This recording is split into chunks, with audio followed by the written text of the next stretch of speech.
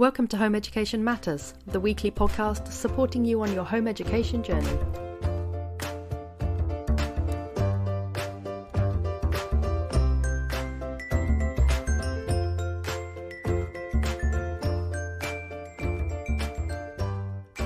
Hello and welcome to Home Education Matters, and today I'm joined by Maxwell Roach from John Ayres, and I'm excited by today's podcast because it's an approach to education that we don't often see in the home education world in the UK. So welcome to the podcast, Maxwell, and let me know a little bit about your route into the educational sector.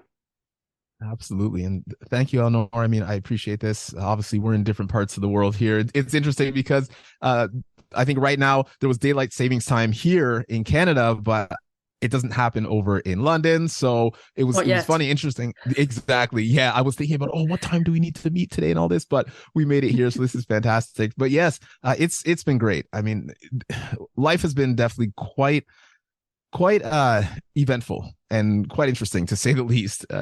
Many different industries, sort of started out in the music industry for the most part and studied in a city called Edmonton, Alberta, studied there, and then moved to Toronto, Ontario, where I got my degree, and in jazz performance as a drummer. And I pretty much eventually, almost immediately, started touring the world, which was really great. Lots of fun, fantastic, sharing stages with artists, including, say, Beyonce and the Rolling Stones. And, I had the drummer from the Rolling Stones. He played my drums at one point. So it was a lot of fun, right? Lots of different stories, and it was very wide in that respect. And it was interesting to see what music does and how it touches people, right? But not only that, from the business side, how the networking works, right? So this was something that I was able to extrapolate and take into many different industries that I worked in as well, going to the tech industry, going to the food industry, right? Going into childcare. I was running a childcare as a CEO at one point, right? And then eventually into now the tutoring sector, which has been fantastic, right? I've really been loving every moment of how things have been moving. But I found really, going through the music industry, that it's very important to understand that learning a skill and knowing how to translate that skill and show people how to learn that skill is very important, right? I was teaching in music as well, right? So, and the thing is that what differentiated a great teacher from a teacher that may not have been, as effective, is understanding how to learn yourself, but also how to teach people how to learn in the style that they teach. And in the style that they learn. And this is where, going into homeschooling and talking about that side of things, looking at class sizes in schools and examining that, seeing how scores. Listen, here in Canada, I've been having so many discussions lately, especially with different school boards and also with the government as well, specifically about what's happening in our schools. What do our scores look like? We have grade 3 assessments. We have grade 6 assessments. We have grade 9 assessments in the schools. And in some schools, I was just looking through the data, 19% of the students are achieving the provincial standard. Now, that's not very high, right? So what's the other 80% doing? What's happening, right? So this is something that's been happening in Canada for a while, and this is specifically in math as well. It's been really interesting to kind of track the data. So these are discussions that I'm having sort of with, members of parliament, also with different schools at school boards within our city here, that we're looking to kind of push different ideas provincially, because as you've, chatted about on many of your podcasts, it's very interesting to see that yes, there are children that learn differently, but how do we account for this in schools, right? So my kids are interesting, right? Now, we taught our children to do long division by the time they were 3 years old, right? So, multi-digit multiplication, all these things. So now I have an 8-year-old and a 6-year-old. I mean, they go into class and it's not an issue, right? Now they're just they're hanging out. They enjoy going to school, which is great. My son, sometimes he comes home and he says, the math was too easy, Dad. And I'm like, well, it's what it is, right? Just keep going, right? So it's been great to see, but they're functioning very well. Socially, they're functioning very well as well. Also on the academic side, it's been great. There are a lot of students that are struggling out there. So that's really why I got into the business. My wife and I, we really, we pushed this forward. We were creating, and for those who can see, we also have our books that have been coming out as well, which has been great. So, these books are very simple in context and in explanation of different skills when it comes to mathematics and reading and things like that. And learning as a drummer, going back to the musician side of things, as a drummer, everything is very, it breaks down to the molecular level, is what I like to say. So if you need to learn how to play what we would call single stroke roll, so all that is it's just right, left, right, left, right, left until you're playing extremely fast, right? Very simple, right? In order to learn this, all you have to do is break it down to the molecular level. You feel what the stick feels like in your right hand. You feel what it feels like in your left hand. You feel what it feels like when you go with both hands. Turn on what's called a metronome and just go as quickly as you can according to the speed that you've set for yourself, and continue to increase that speed. This is a very basic way of learning something. In education, what I'm finding is that the reason that we're so successful is because we break things down to the molecular level. And that's what I'm noticing in the books itself. Why people are so excited about it is because it's very, very, very basic, right? Especially for children, right? They need it that way. And to be honest, adults need it this way too, but that's a whole other conversation. So this concept that we were using with our own children, we pretty much just expanded into having other children learn using this method as well. Right. And we have our own curriculum that we developed and everything. Right. But it's been successful. I mean, we've been growing it, more and more teachers on our team as well. And also just more and more students. So really, I think going from music into all these different industries, eventually landing in childcare and saying, I'm not sure about how, this childcare is working right now within our country and in our province. I'm going to try and do this on my own. And then taking what we did with our kids and expanding it, into a business has been such a rewarding process. And it's been incredible. It's been a lot of fun. To be honest, it's just been a trajectory that I would have never imagined. Not too many downs. I don't really lose students, because what I'm noticing is that, again, they're coming from the classroom and they're looking for something to really help in an individualized process, right? To help fix any issues that the children may be having. So that's a bit of a winding way to kind of show you sort of where I got to where I am right now. But it's been great. The journey, I would not trade it for anything.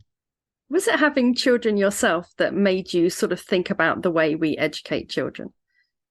So this is an interesting question, because for those who are listening, right? So I'm a Black individual, right? So our culture is very interesting in the sense that, in the media, it may be portrayed a certain way, right? For myself, growing up, I grew up amongst not necessarily a primarily Black neighborhood. So, I had a lot of influence for those who were, more of the white culture, right? So seeing how they were raised and seeing who their parents were. And again, my parents were fantastic. I'm so fortunate to have the parents that I had, really great. But, when it comes to looking throughout our culture, education has always been something that almost has not necessarily been promoted. I mean, even in the schools, we don't necessarily see a lot of Black teachers in the neighborhoods that I am. Even when we look online, we don't see things like Black teachers, right? We don't see these things. They're obviously there in the cities where it's mostly Black dominated, but in the grand scheme, when we're looking at, on a global scale, on things that are especially in the Western world as well, when things are promoted, it's generally not necessarily from the Black culture when it comes to teaching education, right? So that was very important to me. My kids need to know what they're doing. They need to be smart. They need to understand how the world works, and they need to thrive. So that was always both my wife and I have always thought the same thing. So that was a very important piece when we were moving forward in introducing education as early as we could with our children. So academic achievement for you was something that you saw as almost like a kind of act of rebellion against what sort of a kind of, I don't know how to put it, but like a kind of, I want to say white oppression, but it maybe sounds a bit extreme, but I guess that's what I'm trying to say. Yeah. And absolutely, when it comes to oppression, I don't think in that respect at all. Right. I mean, my personal interactions, I always tell this story about how, I have a smart car, right? And I'm sure not too many people have smart cars, but I have a smart car, and I was driving, heading home. I think it was from a gig as well. How do I fit drums into a smart car? I don't know. When you need to do it, you need to do it happens, right? So I'm driving home, and I actually got pulled over by a police officer, right? So, the first thing that I think of, again, as a Black individual is, okay, I need to make sure everything's in check. And again, I've never been generally when a cop sort of pulls me over, it's not an issue. I've never really had an issue, but for some reason I still feel tense, right? It's just kind of it comes with the territory for however, you want to take that, right? So, but, when the police officer comes, I'm speaking a certain way, we're having conversation, I'm telling him where I'm coming from, it's late at night and my smart car doesn't have cruise control. So I'm sorry, I don't know exactly how fast I was going. And to be honest, I rarely ever get tickets. I mean, the police officer said, well, here, you know what, go ahead, just slow down, be careful, right? Not an issue. And it's just the way that I present myself. So like you said, I like that term that you mentioned when you said that it's almost like a rebellion, but I would almost say it's a rebellion against how some of our culture is portrayed, right? Mm. I think that's the rebellion. It's not a rebellion against white oppression. I would say it's more so because I don't believe that there's any oppression in that respect at all. I don't think that's an interesting, or I don't think that's a fun road to travel down, So why not figure out how to make things fun in general? And of course that comes to teaching as well, right? And tutoring and whatnot. But there are always ways to fix anything that may be happening with you in your life or anyone, right? That you just need to lean into the things that are positive. So I've always found success in that. And that's how I've always decided to move forward. So I like that how you mentioned that, though. It's almost like a rebellion. I'm saying, you know what, my kids are going to be smart, and there's no argument against this. And it's great because the practices that we implemented, we're seeing the results. So, and we're also seeing the results in our other children that we're actually tutoring. So it's honestly always only been positive. So for you, it's more like a protection against preconceptions. So being able to sort of allow your child to move away from any preconceptions. Absolutely. I think that's very important. And also to be able to set an example as well. I think it's very important. When you see more people like you doing something, then you're more inclined to feel as though you can do that thing as well. That's what I've noticed anyway from being in my culture. That's a weird way of saying it, but yes. I mean, the home education community in Britain is its own little ecosystem, in its own little community. And I think there's a lot of preconceptions around home education in the UK as well. And so I know that on a much more minor sort of level, I always say to my children when we're out and about, you're representing the home ed community, you're representing homeschoolers, you're representing home educators. So think about what you say, think about how you behave, because you are the representatives. And I think there's always an element of that when you're, in any way marginalized in society, you feel that you have to just stand up that little bit higher. Do you know what's really interesting about this conversation, right, Eleanor? I was not expecting that this would be going in this direction. This is the last place, I'm thinking, hey, we're going to talk about school. But this is very important because I have this theory. I call it the normalization theory. One day I'm going to write a book on it, right? And because I feel as though from all of the different industries that I've been in, from all the experience that I've had, and, traveling to different parts of the world, jumping in here in different positions and there and other ones, that in general, everything is pretty much the same, right? Now, I say normalization in the sense of, when you normalize something, you sort of just make it sort of equal in one respect, right? And when I'm in the tech industry, listen, when I went into the tech industry, we were raising money, millions of dollars. I had to go in and speak with postdocs and postdoctoral students, with professors about their deep learning and machine learning practices and their research. I was not going in with this information, with this knowledge, right? This was something that was learned during the time. But because I had known how to learn something previously, I just applied the same skill sets and the same knowledge and the same practices in order to learn something else. And let me tell you, I was thrown into these conferences blindly, pretty much. But I had a little bit of information. I knew how to learn. I knew how to speak and all of these things. You just apply it from one place to another. And then you move that over to the food industry. You move it over into childcare. You move it over into starting your own businesses, right? Whether you're creating apps, whether you're starting a tutoring business, whether you're starting whatever it is, right? Whether you're homeschooling your children, it's all the same practice. And like you said, it doesn't matter. And I wouldn't say, again, because I think part of what you mentioned was that, on a more minor scale, I just don't believe that anything is more or less than the next. If we actually just go for something in the same intensity that we would, no matter what the situation is, then we should see the same type of results, right? So I definitely applaud you for saying, hey, listen, you're representing a community here, being the homeschool community, because one of the main things, which I would love to speak to you about as well, is the social element, because this is a large topic, and I'm sure that you've discussed as well with many others, that while you're homeschooling your child and they're not getting any social interaction with other children, right? Again, our children, I would argue and say that our children aren't really getting the social interaction that many others would probably think, so, and they're in the public school, well, I'd say the Catholic school, and also a French school, right? So they're out there and they're connecting with other students. But at the end of the day, I would love to hear sort of on your angle and on your side what that looks like from the social front, right? Because that's one of the biggest arguments that happen in homeschooling.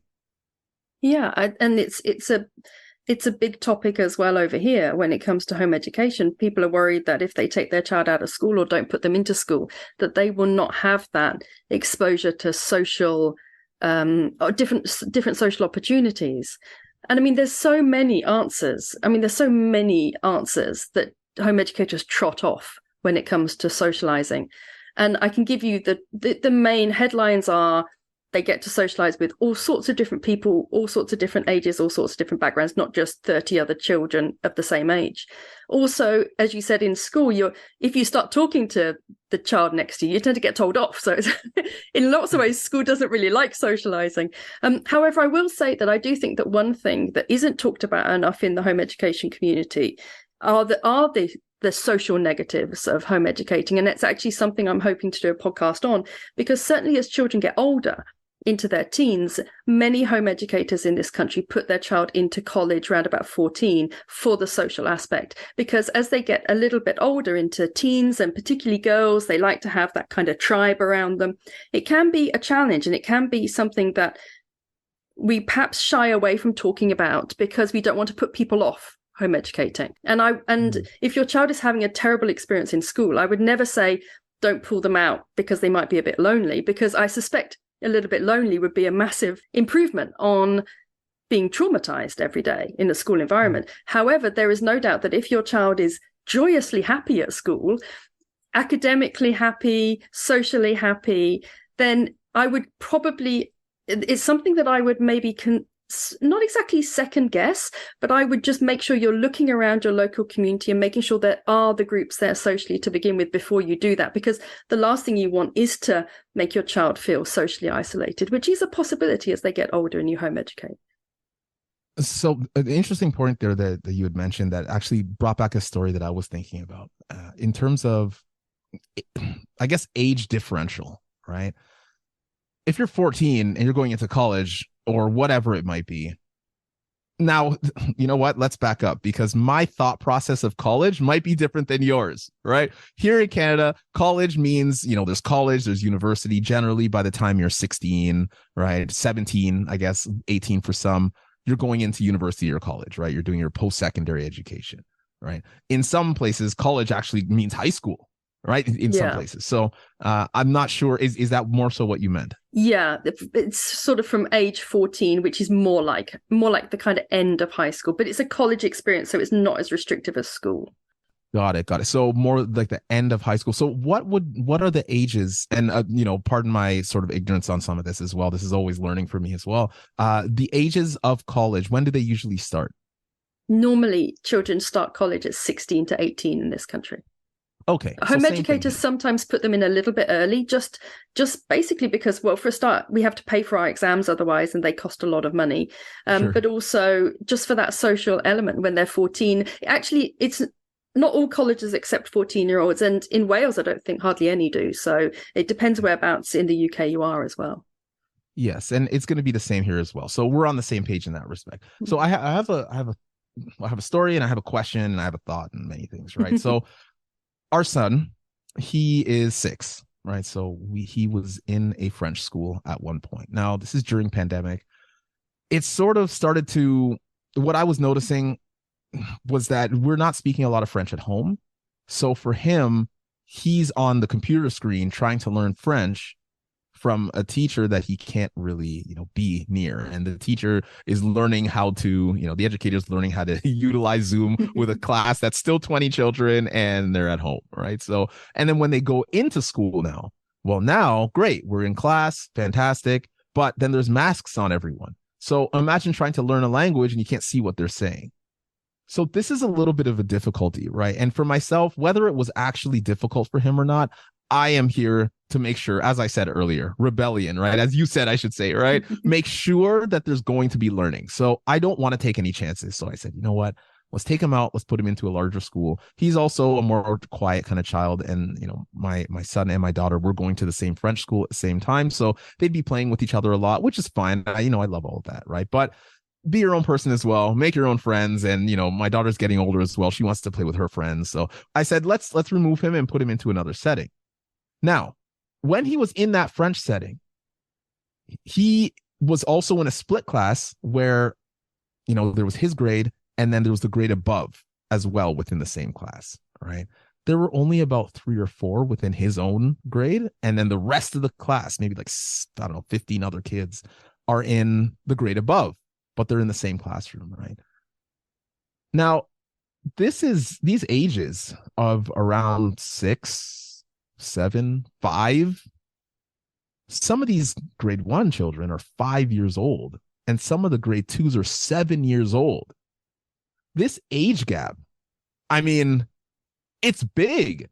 And this isn't like brother and sister that we're talking about. This is stranger to stranger, right? How do these children really connect? How do you really make friends with someone who is, I mean, 2 years older than you? Is 2 years is like 30% of your life at that point, right? So how do you make friends with someone at that age who's learning different things, who's speaking, you know, watching different YouTube videos, right? In a completely different ecosystem, right? So my question or my thought is, how does this work if you're sending your 14-year-old child into a college environment where, again, not only is there the age difference, but there's also the culture difference, right? Things in college are this completely different than what's happening in high school, right? So how does this, and again, maybe this is the discussion that's happening. Again, we're not necessarily homeschooling, but I'm wondering what does this look like, and what does the success look like as well when you look at it from a social aspect, when looking at, you know, 14-year-olds going in and hanging out with those who are in college. It's so interesting you say that, because it is such a different perspective in the home education world. Just to hear somebody say, wow, the difference between like a 5-year-old and a 7-year-old, how do they interact with each other? They've got nothing in common. It's so alien to the home education approach, where we go to meetups and there's a really, really broad span of ages, and everybody just sort of meets people where they are, if that makes sense. Because they're not segregated by age, as they are in the school system, and because that's not something they're used to, there's none of this in the school system. There's a little bit like, oh, they're younger than me, and they're like maybe a bit inferior because they're in like a younger class, and I don't want to hang out with them because they're babies, that kind of thing. You just don't get that in the home education world, because it's not a thing, because you don't segregate by age. And so as a result, the children grow up much more open about people. So they meet whoever it is where they are. So whether they are like a 15-year-old blue-haired gay boy, or whether they are like a 7-year-old hippie girl, they just meet them as people. And that's one thing that I think is the most amazing thing about home educated children, is you can spot them a mile off, because they're such a motley crew. There's like different ages and different ethnicities and different backgrounds and different styles, and they're all completely unique. You don't get these with schools. You tend to get all the children watching the same kind of programs. So year 8s will watch the same kind of things on YouTube, and year 6s all go home and watch the same kind of program and talk about, and they trade the same kind of cards with each other at break time, things like because that's how they survive. They're in a setting where if you don't conform to the norm, you're the gazelle at the edge of the pack, like the wounded gazelle, right? And nobody wants to be the outlier. It's human nature that you want to be in with the gang, right? And in actual fact, in schools, that is how you survive. If you're, I mean, you just have to look at Hollywood and all the films to see that if you're the sort of slightly freaky person in the class of 30, you get picked on, you get left out, nobody sits with you at lunch, all those kind of things.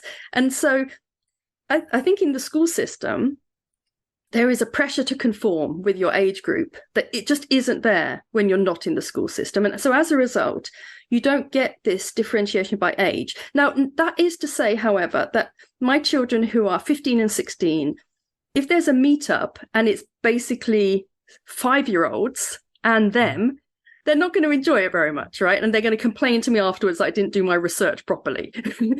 However, when they were 11, would they hang out with it 9-year-olds? Absolutely, fundamentally, completely.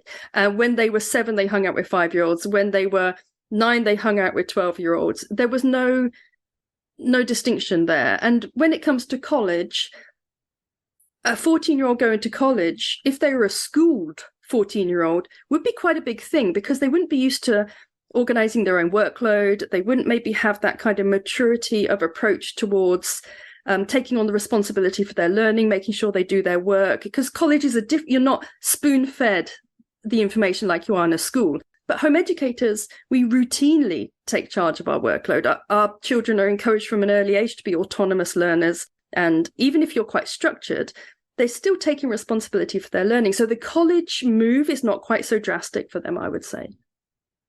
Right. And again, this it's out of my jurisdiction, right? So this is also partly learning. I just love having conversation based on, I firmly believe that everything breaks down to first principles, right? There's a certain set of rules that we generally abide by.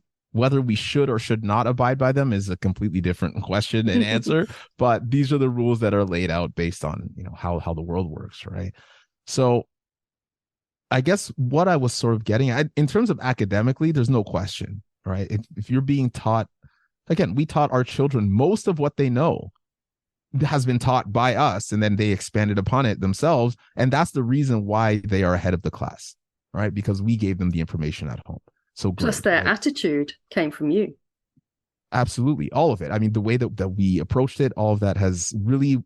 Now, we did it very specifically because we knew that they were in the school system. So here's another, it's very interesting. So here's another conversation or another piece here. My sister is she's a principal, right? So she's in the education space.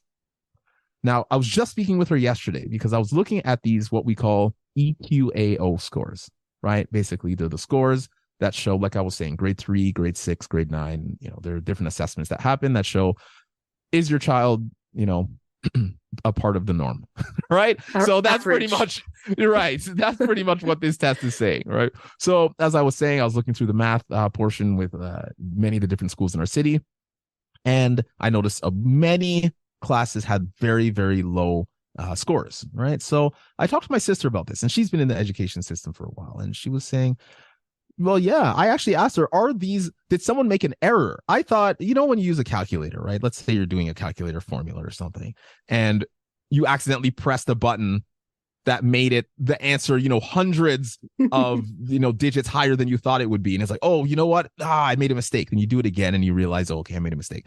I thought that's what I was seeing in this data, right? 19% here, 16% here, right? Of the class is actually performing at provincial standards. I had to call my sister. I said, well, is this true? And she said, you know what? Yeah, it's not really that. Listen, these are problems that have been happening for years. I just got here, right? So I'm thinking, okay, always here to learn. But then she said, I asked her, well, how did it work in your classrooms, right? Because she also taught grade 3. She taught grade 6, right? And she said, well, to be honest, one of the things that I did was I made sure that when my classes were going into the tests, that we were studying for those tests. We know that they're coming in grade 3, so we set the children up to be successful. And my kids were always successful. And so I thought that this information was very interesting because, again, first principles. If there's something that is supposed to happen or something that's expected of you, whether it's in your job, whether it's at home in your home life, whether it's in your relationship, whether it's from your children, if it's expected from you and you don't perform to those expectations or exceed those expectations, then of course there's going to be a problem, right? You're not necessarily doing what you're asked. So why put yourself in that position is my thought process. If you have the ability to be to be prepared for it. My dad used to always say, right? Failing to prepare is preparing to fail. right? And I'm sure once he listens to this, he's going to be laughing because he said that probably 15,000 times in my life, right? But it's true, right? When it comes down to it. You said yourself that the system is not working, that for the vast majority of children, schools fail them. Unless they are lucky enough to have a privileged background, parents that want to put the effort in, parents that have an attitude to academia that perhaps prioritizes it in the home, schools are failing them. Now, my question, I suppose, back to you is, if the system is broken, why do we want to teach our children to jump through the hoops to pass tests that are set by the system, if the system is not working?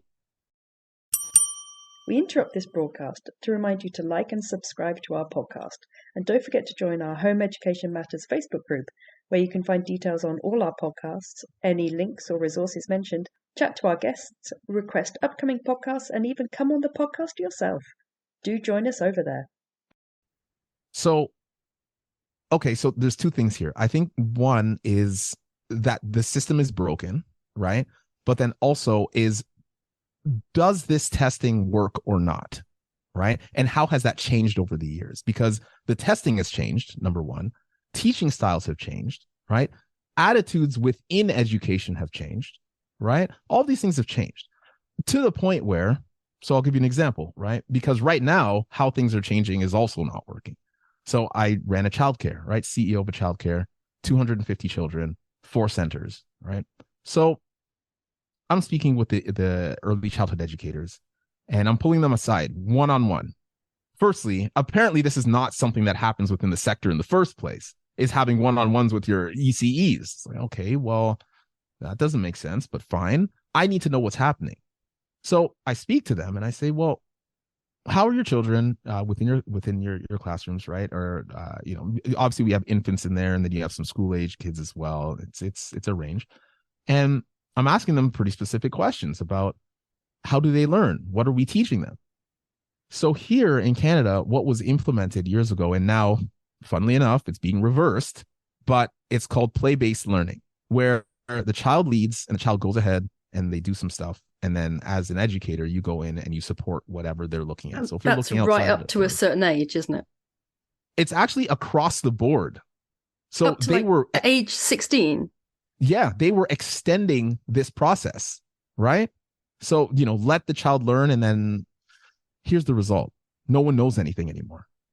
Kids can't read their name. They can't write their name. They don't know 1 + 1. They don't know. Listen, I have some students where I'm talking to them, it doesn't, they're in some higher grades. I'm asking them very simple questions. What's 6 + 2? Can't figure it out, right? This is a direct result. Does that matter, though? Does it matter? Well, but my question, I suppose, would be that, we were always told, oh, you need to know this and you need to know that because, it's not like you're going to be carrying a calculator around with you. And of course, we are carrying calculators around with us. We're carrying the whole world of information around with us in our pockets.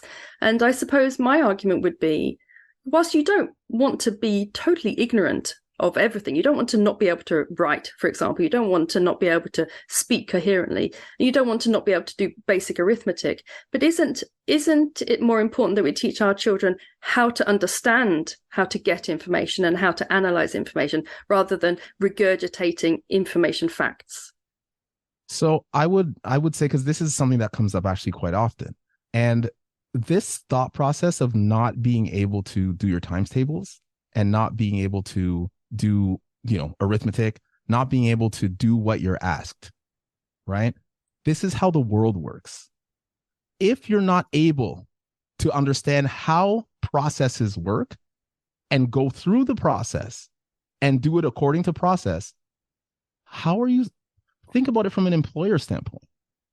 If an employer asks you to do something based on a process and you're not able to do this because you didn't learn how to do this, because you didn't learn how processes work, you're not going to get the job, or you will get fired immediately, right? It's how it works. So I got hired into the tech company that I worked at for 5 years because I had a bachelor's degree. I spoke to and it was a bachelor's degree in music, had nothing to do with tech.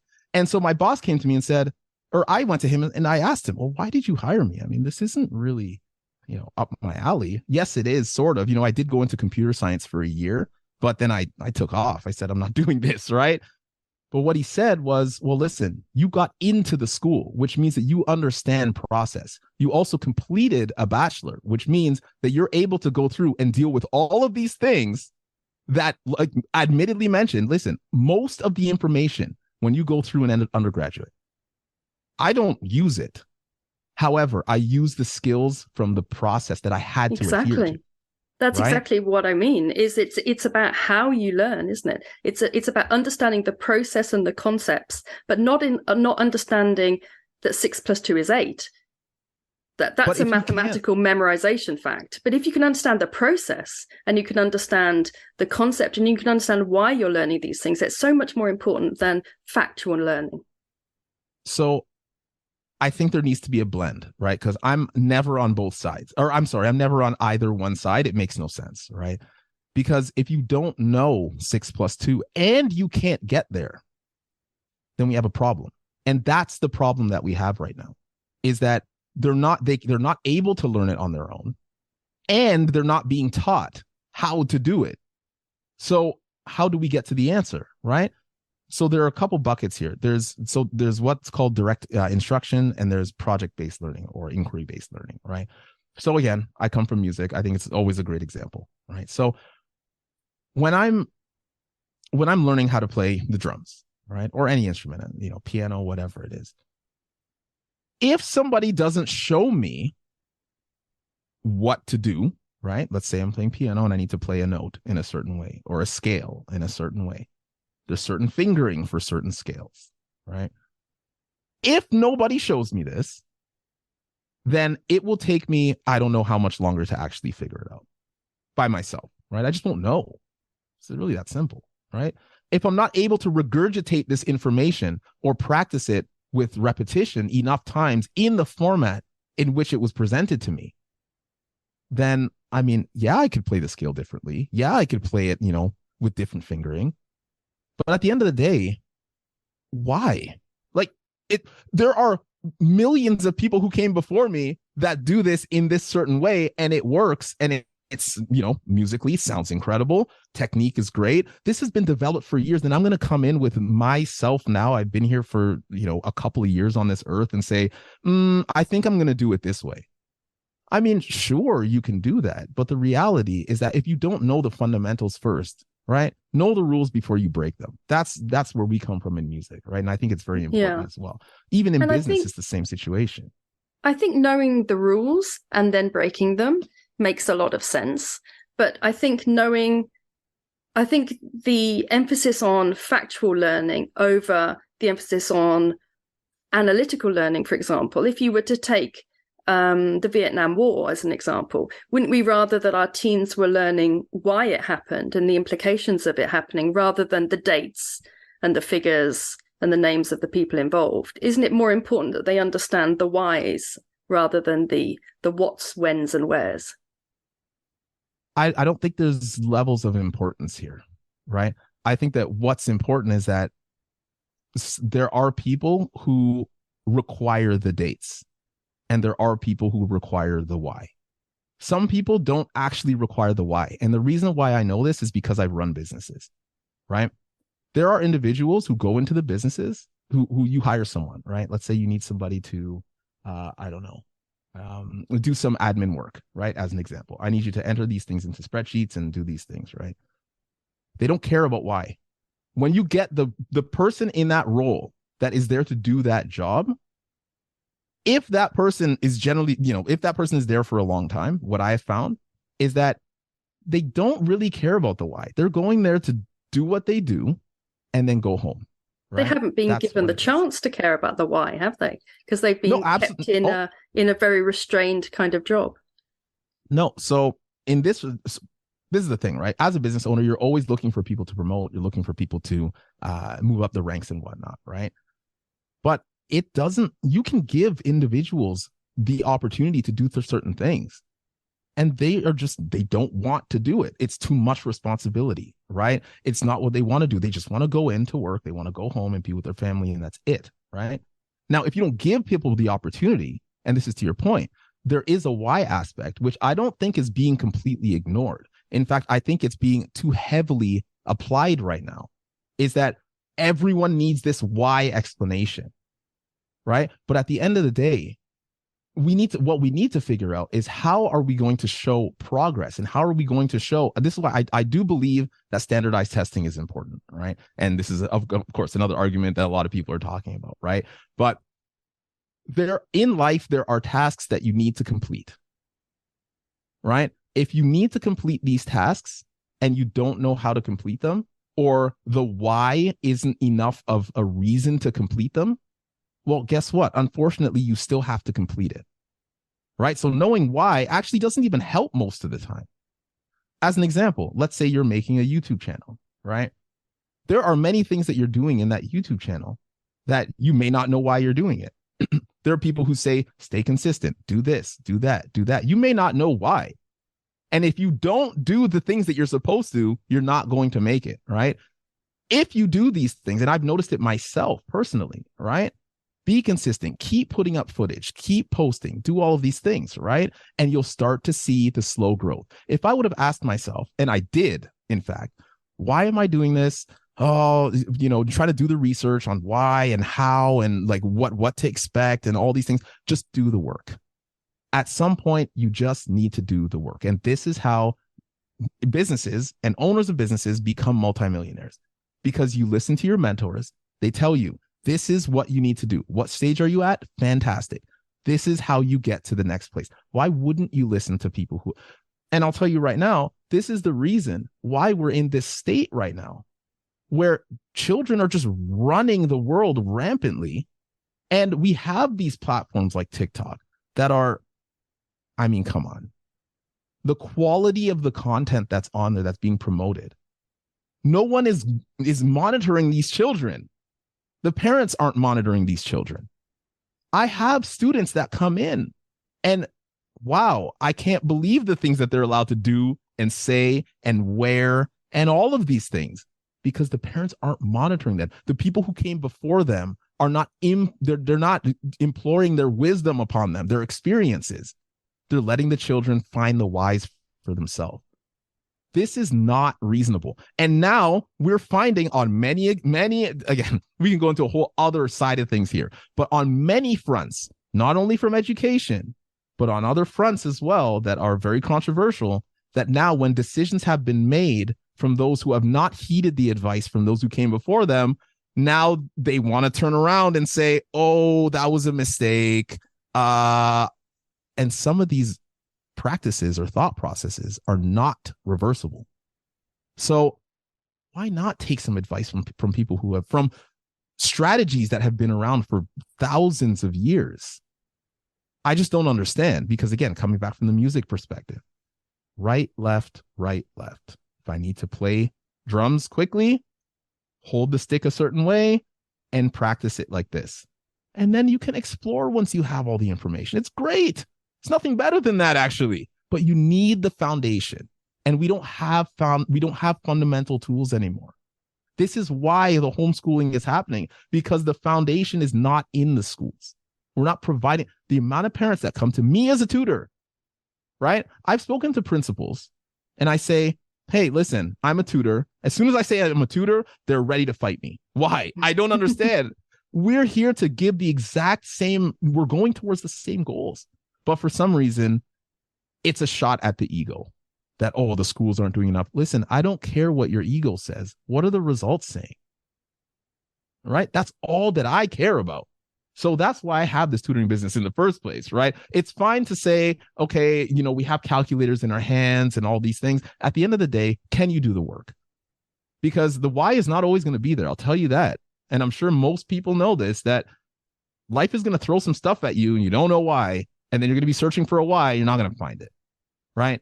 Got to do the work and love to do the work. If we don't implore this with our children, give them this information immediately, as early as possible. My kids, I send them downstairs. I have these math books, right? I send them downstairs. And I'm like, here, guys, go do some work. I'll give them, decimal multiplication, right? Or, so for those who can see, I have these things here. This is called an abacus, right? So it's got beads on it, and sure, you can look it up online, right?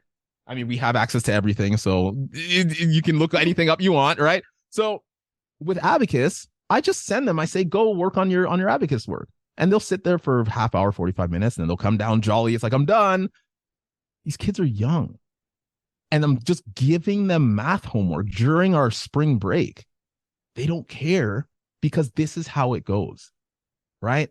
I think it's very important to get these kids early and understand that you can love this stuff. Enjoy this. It's great. Numbers are fantastic. Reading is great. Learning how to tell a story. I have a student that I'm teaching tomorrow for the first time. And storytelling, there's a format to storytelling. Learn the process. It's okay, right? Doesn't always have to be the why. You go into the army, you stand there and you do certain things, right? Your lieutenant talks to you a certain way and you build certain skills. Do the work. It's valuable. Anyway, not sure how far off we're on. That wasn't the original question, but I do think that it's important to understand the process and learn the process so that you can ask the appropriate questions after that. If you don't know 6 + 2, how are you even gonna expand on that? You're gonna go on Google and find out how to add 6 + 2. That's just a basic understanding, because then you're going to get into larger portions of arithmetic and you're not going to know how to do it. I see it with my students all the time. And so if you don't know how to do it because you were asking why for too many times previously, just learn the answer. It's fine. It's not an issue. But anyway, sorry, to you. I'm sure you have a lot you've been writing down as well.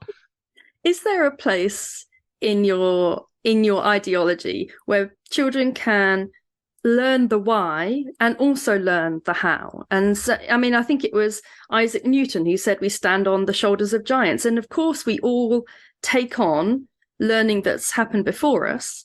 And it's daft to throw that out of the window just because you want to rewrite everything. No, I mean, that wouldn't make any sense. But I think every generation also needs their chance to put their imprint on things and to come to it from their own perspective. And that's how we progress as a society. So there must be a balance between allowing all children to understand the why, because I think if you allow all children to understand the why, then you won't get the person who at 25 is just sat doing a data entry job and just wants to go home to his wife and watch the football.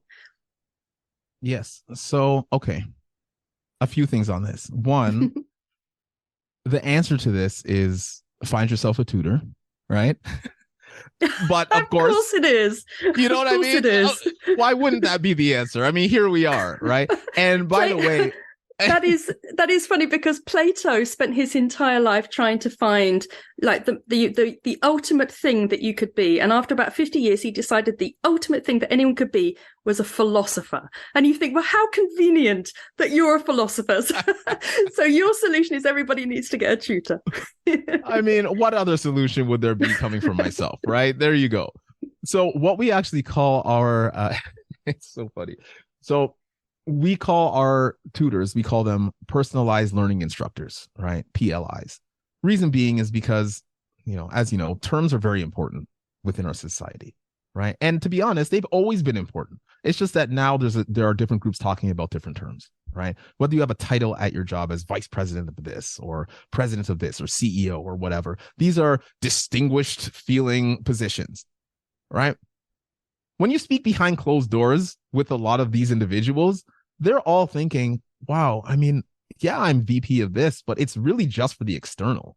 I'm just here to do my job. Let's get things done, right? This is how it works. But you need the titles in order to understand. Now, this idea of PLIs that we've sort of coined here is that tutor is so negatively looked upon, right? You say tutor, and it's like, well, it's somebody who is helping someone who needs help. And then, you're going in to speak with other teachers and they don't really value tutors and all of these things, right? These conversations are happening on a minutely basis with me specifically, right? So what we've coined is personalized learning instructors. And the reason we did this is exactly the reason that you just said. It's not always all about the content. And the reason it's not about the content all the time is because you need the child to, what I say, it's the 3 L's, right? They need to love it. Then they can learn it, and then they can live it, right? Those are the 3 L's that we have here. So how do we understand how the child learns? And this is what I was saying initially as well, is that when you know how you learn, then you can just love whatever you're learning. It's great. The content is secondary. You still need to know the content. There's no question about it. If you're going to code, now coding is interesting because you can also find a lot of information online in order to code. You can actually copy and paste code when you're doing, making programs and whatnot. You still need to understand the fundamentals at the end of the day. So you still need to know what order to put things in and all of that, right? There's always going to be a level of fundamental that you need to understand that you cannot get away from. Very important, right? So this idea of loving, learning, and living. So when I go in and I speak with these children, the first questions I ask them is, firstly, how's your day? Right? What'd you do today? Right? Even when I'm doing an assessment, it's the same thing, right? What's your name? Right? What grade are you in? I might have this information already, but what I need to understand and uncover is, how do you interact with people? Are you looking at me? Are you looking heads down? Are you not answering the question? Because I have that as well with some assessments that I've done, right? Where it takes the whole assessment before they start talking to me. And then I realize this is the type of person you are. So I understand now, and we know how to work with each other, right? Sometimes it takes me 2 assessments to understand how do I work with this child. So the why, it actually needs to come from us. Why are we teaching the content in the way that we're teaching it? Surely you're teaching the content in the way you're teaching it because that's how you've understood the child wants to learn it. Yes. And that's in every different. Now, we do have a curriculum, right? Our curriculum is very specific. These are the things that we need to hit, right? We need to be able to do division in our, yellow jam, right? John Abe's method. In our yellow jam curriculum, we need to have our division locked in, right? We need to have our multiplication up to the 3 times tables, right? We need to have this, that. The curriculum does not change, right? The answers will never change. You can change the question to get to the same answer, right? You can change the format to get to the same answer. I still need the answer. But the route into the learning, that is dictated by the child's interests, I'm guessing, right? And their style of learning. The route into which I explain how the concept works changes. It's all on me. It's not on the child, right? I'm still directly teaching the child. It's just that I figured out, and I think that's where part of the magic comes in as well, is that for some reason, so whenever I see kids, all they want to do is just like grab my leg and, bother me. I don't know what this is. It's been like this since I was young, right? They just want to hang out with me and have fun and whatever, right? And I don't know if that's partly, again, I run a tutoring business, so it must be that, I like kids and kids like me. So great, right? So it's fantastic. There's a synergy there. But there's something that I'm able to, uncover and understand. So here's another example as well. Last night, right? I'm with my wife. It's hilarious. So we're all on the couch. So of course our kids are home, right? So they stay up until who knows what hour of the night, right? I'm doing some work on the couch. They're my wife is doing my daughter's hair and whatever. So we're sitting there, and there's this the Wiggles, right? I'm not sure if you know the Wiggles, but the Wiggles, they are a group of they create content for children, right? And they're out of Australia, and they've done many things. So one of the members from the Wiggles, she actually went on to another venture, right? She started her own sort of child venture where she was dealing mostly with those who were deaf children, right? She had an affinity with that and whatnot. So, she understands sign language, and she creates all these things. And of course, she has a name, so she can sell merchandise and all these things, right? So my daughter, right? And my wife was just talking to me about this too, right? And my daughter, she turned to my wife and she said, so, but why did she leave? I thought she liked it, like being with the Wiggles, right? And my wife is giving a lot of different explanations, right? Like, oh, well, sometimes, you just need to move and go do certain things in their life, and whatever other reasons there were, right? And I'm sitting there and I'm listening to all the reasons, because again, I love normalizing everything, right? I'm in teacher mode, and I'm hearing all the reasons, and my daughter just keeps asking, but why? But why would she do that? I thought she liked it. But why would she go and pursue another venture? Why would she do all these things, right? She's not getting the answer that she's looking for. Now, I know my daughter pretty well. Again, I'm a personalized learning instructor. So I'm going and I'm understanding how these kids work. So I'm sitting there and I'm thinking, okay, I already know what the answer is, but I need that's going to make her fine. But I want to see how this interaction works because this is all research for me. So, 5 minutes goes by and she's still just not satisfied. And I asked her, are you satisfied? She's like, not really. So I just told her, because for some reason this wasn't mentioned to her at the time, that she's going to help deaf children. And my daughter looked at me and she was like, oh, okay. And I look at my wife looks at me, right? And she already knows what I'm thinking, because at the end of the day, there are children who are looking for answers in a certain way. And when you give them and you understand that that's how it works, then you can break down the barriers. That's how we need to do it. And it's always on the educator. But here's the problem. If you have 30 children in the classroom and they all require different answers, the year is done by the time you explain one concept to each of the children, right? So this is where sort of I would say that we come in. And as parents, as mentors, as anyone who is one of the giants that has someone standing on you, you're there to interpret how that person learns. And this is why mentors themselves, they find affinity with those business partners, because they're thinking on the same wavelength. They can, and by the way, that generally only lasts for a time. Mentors change all the time, right? But those who align and have the affinity with understanding how the other individual learns and how the other individual interacts, that's when you can really break around. But you can't do that with 30 kids in your class. It's literally impossible. This isn't it's not a discussion, right? Teachers are and then add on top of that now, because I do a ton of research. I don't know, every day there's a piece of research that I'm kind of going into. But I was just talking to about 6 teachers just a couple of days ago.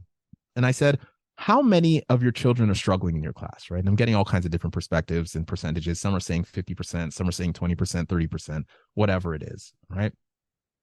And what I found is that with these teachers, it's not only the content and the academics that they're struggling with, but now they have the added, I guess, pressure of needing to deal with the mental health of these children, because this is how the world is working. They're not getting extra pay for it. They're definitely not getting extra time for it. That's impossible. Can't just give extra time, right? So when you're dealing with the mental health now of the 30 kids in your classroom, of course, nothing's going to work. It wasn't working before, like you had mentioned, but at some point it was working because we were able to regurgitate these facts. We were able to get to where we are in society today based on how it was before. So happy for innovation. Listen, I'm the first for innovation, right? But don't throw the baby out with the bathwater. These, previous things that I don't even know if we're allowed to say these things anymore, but it's what it is. These are old adages that are always remain true, right? Don't toss the whole system out.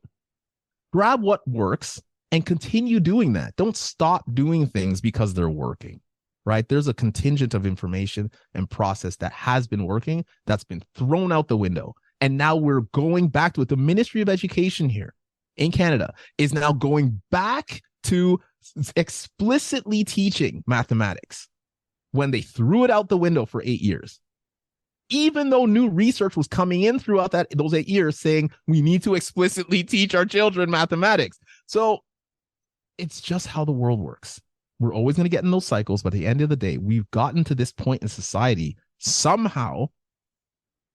It's not from not knowing 6 + 2, I'll tell you that, right? So just understand the content, know the content. Sometimes you're not ready for the why.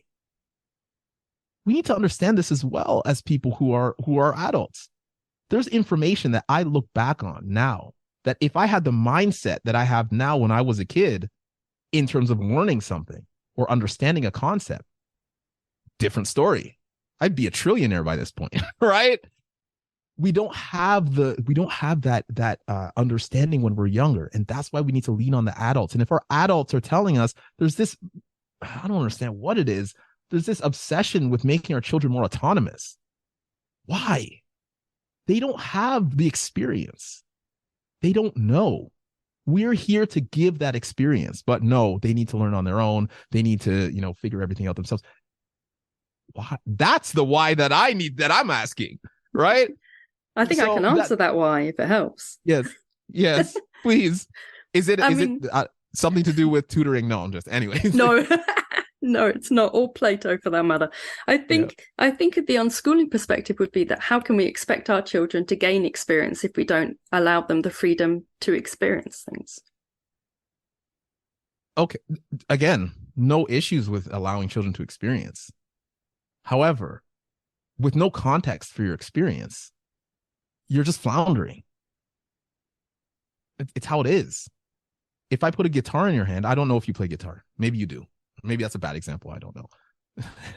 So I don't play guitar, but if I did, I would definitely want a tutor. However, my daughter, she wanted to learn to play the guitar when she was 13. I wanted to get her a tutor. She wanted to teach herself how to play the guitar just because she just wanted to do it her own way. And some children just do like to do it their own way, don't they? I would say that all children want to do it their own way, and all children should do it their own way. However, how did she learn it? Because my question to you is, did she sit in her room by herself and not watch any YouTube videos? Yeah. She sounded like Leonard Cohen. It was not such a good thing. However, it was herself and her authentic self. So there's no doubt that she would have been better, quicker with a tutor, but the journey would have been so different for her. And the journey matters, doesn't it? Of course. So sorry, just for clarity, just so I understand. What was her process for learning? Would she sit in the room and just listen to records? And because I'm wondering, how do you know that the shape of a chord is correct? She didn't know the names. She just not names wise, almost made up her own chords. Interesting. Okay. I would need to dig more into this process because if she didn't watch any YouTube videos and no one showed her any information at all whatsoever when it came to playing a guitar, then this is something that is like the 0.0000001% of the world, because I've never seen a case where someone has gone into something understanding any portion of it and they weren't shown at least how to start. So if this is your daughter, it happens quite often in the unschooling community in the UK. Actually, there's that sense that the child, if they show an interest in something, you can facilitate it, but if they want to do it on their own, you just give them that freedom to do it. And I suppose it's about outcome. And I think one thing I'm discovering from our chat today is that actually you and I have very similar hows, like how something is done, but we have very different whys. And I know you don't like the whys, but I think in actual fact, there's a lot of common ground between your approach and the home education approach, which is that you should engage the child with the learning. You should discover how they learn concepts best and then tailor things to that. And that kind of bespoke approach is very home education. But for us, it's not about doing this so that they have the answers and they know the content and can get the qualifications. Although for some home educators it is, of course, but predominantly it's about the why. Why are we doing this? Why do we want our child to love learning? Why do we want our child to take charge of their own learning journey? Why do we want our child to choose the things that they're interested in learning? So for us, it's all about, I think, the why. And I get the impression that your why is different to our why. So my why is always going to be that I know what is coming ahead. As a giant, your words, I'm not saying a giant as in I'm the king of the world, because I'm nowhere near, right? I have seen what's happening. I know what lies ahead. Let's take the height of a giant as an example. I'm just taller. I can just see further, right? So here, let me show you what I'm seeing, right? This is, to me, direct instruction. Let me show you what I'm seeing. Here's the information. Here's the tools that are set, because, again, everything is built on the past. So if we are going to be innovative, firstly, all innovation requires a why. Anyone who has learned through the school system previously that has created items like our Chat GPT, items like our laptop that we're using right now, Zoom, this microphone, the ability to use internet, there's always a why that's asked. this has been developed through the ability to ask why. I think that's where we agree, right? Absolutely. However, there's a technical portion that if you are just going to ignore the past and the previous, I mean, it's fine if you want to sit in your room and, learn guitar and have fun with that, and it's great, right? But your life cannot be a gigantic hobby. I would love to sit here and just kind of float around and, just do this every now and then. If I need to, make a suit jacket because I want to, I'll just do it for some time, and then I'll enjoy the process and all these things are incredible in a utopian world. But at the end of the day, the world runs in a certain way. You have to create value. You got to make money. You have to make money for other individuals. You have to make money for yourself. You should implore this information down to your children. You don't have to. You can let them explore it on their own and figure it out themselves. But I mean, why? There's another question, right?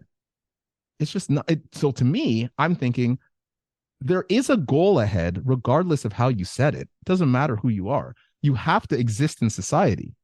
So if you have to do things like make money, and you have to do things like eventually get a job, you don't have to, but chances are you'll probably need to. The probability is very high that you'll need to have a job at some point, right? Why wouldn't we push towards that direction so that our children have an easier time? I think that one thing that I think is so clear from this podcast is that you and I have completely different ideas about education. And so for me, it is all about non-conforming and rebellion against the school system, rebellion against capitalism, rebellion against all sorts of oppressive systems that we inherit from previous generations. And for me, it's all about empowering children to be the outlier, I suppose, to be the one that doesn't conform and that doesn't buy into the system. But I 100% respect your approach, which is probably considerably more realistic. And it's also a lot less utopian, as you say. And it's, it's much more sort of firmly entrenched in the ground, which is that this is the society we live in, and unfortunately results matter. And so I understand absolutely where you're coming from. And so for any of our listeners who also agree completely with you and think that I am an insane leftist liberal hippie, so for those that actually are Team Maxwell in this podcast, where can our listeners find you? Where can they access your approach to learning? Yeah, so listen, I am also, I would say, Team Eleanor as well. Have the conversation, because like you said, what we're doing right now is exactly what you are saying should be happening and is happening in the homeschooling, right? Why are these things happening, right? And again, myself, remember, I went through music. I didn't start with this, capitalist sort of mindset where I'm trying to go out and make money and get my blue collar job and all. I am a musician. I did this for 15 years. All right. So I'm coming from a different, anyway, more conversation to be had, I'm sure, at some point. John Aves Learning, right? We've got our website, johnaves.com, JONAYVES.com. On Twitter, John Aves TV, right? JONAYVES TV. Also, we have our Facebook as well, John Aves Learning Club. We have digital tutoring that we're doing. So on YouTube, we have a couple of channels, right? We have our John Aves TV YouTube channel. Our kids I actually just uploaded one today of my daughter. She was doing a Rubik's Cube. She taught me to do it. Well, I taught her how to do it, and then she took it and ran, right? And now she's teaching me all these different things. It's unbelievable. So we've got a bunch of shorts with that in mathematics, and that's at John Aves TV. And then we also have our skip counting videos as well that are, more animated at AJ's House Kids. So AJSHOUSEKIDS. And you can find me on LinkedIn as well, Maxwell Roach. And honestly, this has been great. I love having these conversations. And I know that, at times, you get into it, there's different points of view, but I'm all about asking why. And I'm all about also looking at data. What works? What doesn't work? Right? So your approach is amazing. right? Because you're taking the children and you're saying, this is how we're going to learn based on what you are doing. And I think that is what we need to look for in education. This is actually what we're pushing for with our school boards right now, is we need to have these personalized learning incentives, right? And our educators and our instructors coming in and talking to the children and understanding, how do you learn, so that we can actually give you a better chance throughout this system that maybe we so adore or do not adore, right? It's what it is. At the end of the day, let's at least give the kids a great chance to enjoy the journey, as you were mentioning. And sometimes it's just, you got to do the work. And that's okay, right? Just go through it.